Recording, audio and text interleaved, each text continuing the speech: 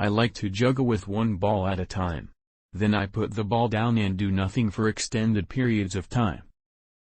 I want to express myself in a different way. I have a performing inclination.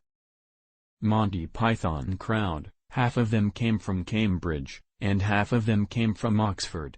But, there seems to be this jewel, this sort of two-headed tradition of doing comedy, of doing sketches, and that kind of thing. Mr. Bean is at his best when he is not using words, but I am equally at home in both verbal and nonverbal expression. Mr. Bean is essentially a child trapped in the body of a man. All cultures identify with children in a similar way, so he has this bizarre global outreach.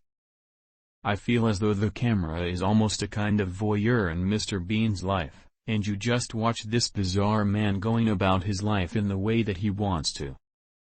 I mean, I can do it when I'm very relaxed, and with good friends, then I think I can be amusing.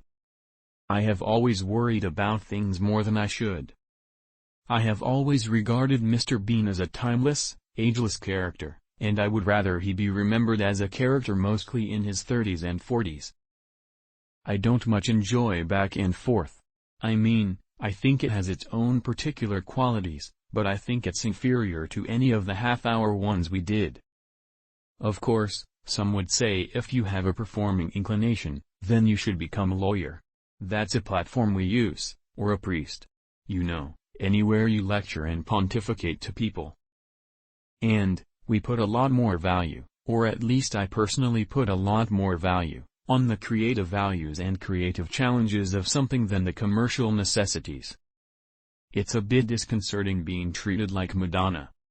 I consider myself more of a visual comedian than a physical one.